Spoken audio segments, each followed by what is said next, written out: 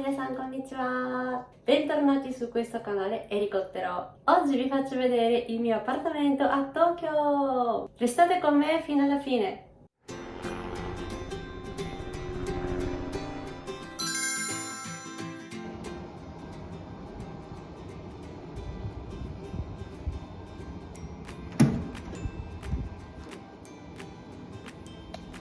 Questo è l'ingresso Genkan. Ta-da! Qui c'è armadio, è abbastanza spazioso dentro, infatti ho messo anche due valigie dentro. Hai. Poi c'è la cucina, non piccolissima direi.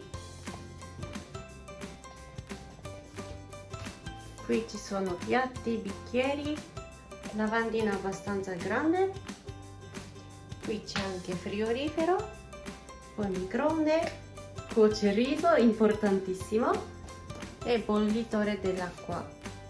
Sul lato sinistro ci sono due porte, uno è bagno,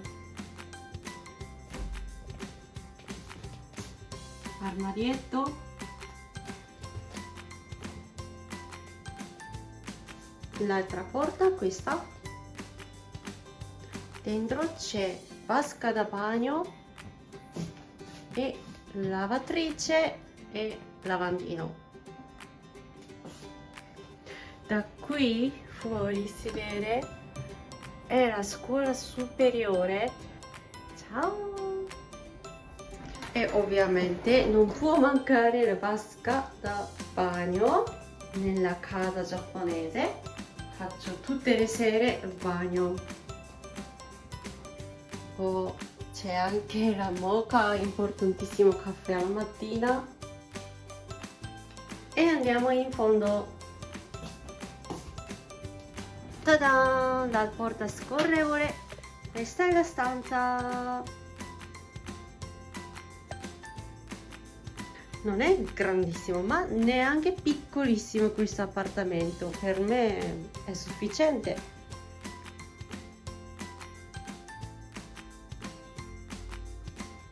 Qui c'è un altro armadio che è comodissimo.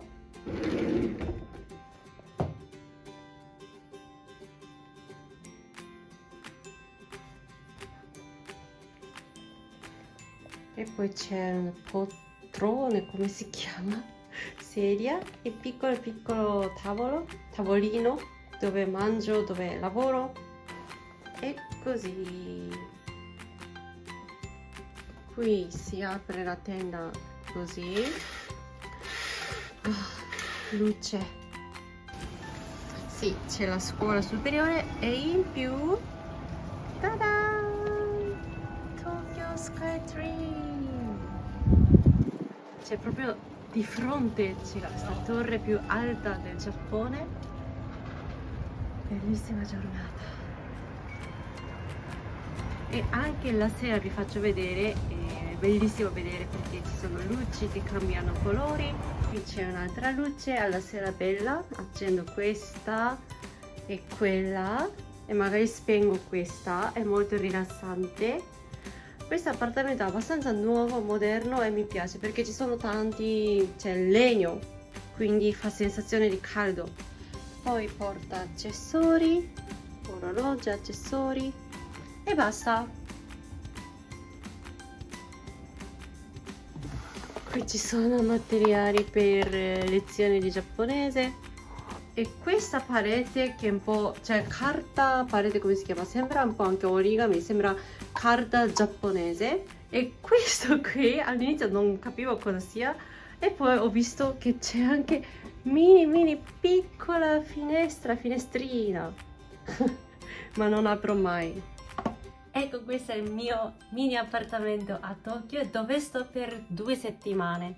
Da un po' che io dicevo, magari l'anno prossimo mi piacerebbe andare nei vari paesi diversi, tipo 2 settimane in Olanda. Volevo fare questo stile di vita nomado. Nomado in giapponese si intende vivere cambiando paese, città, perché per me adesso è fattibile come lavoro, perché basta avere computer e internet, io posso lavorare ovunque, fare video, fare lezioni di giapponese, però non credevo che il primo paese fosse Giappone, la prima città è Tokyo. E mi piace questo appartamento moderno, pulito, è comodo e anche come posizione. Ci sono tanti negozi, c'è anche torre, è bellissimo da vedere, soprattutto la sera, anche se ancora adesso sono sotto quarantena, quindi posso fare passeggiata e spese per comprare cose minime, quindi non è che posso andare a Shibuya, Harajuku per fare shopping, non posso prendere mezzo trasporto, ma comunque rispetto a prima che ero chiusa nella stanza dell'albergo. Nell'ultimo video vi ho fatto vedere quella stanzetta piccolissima piccolissima, adesso io respiro di più e sono contenta perché c'è anche cucina, lavatrice, proprio come vivere da sola a Tokyo.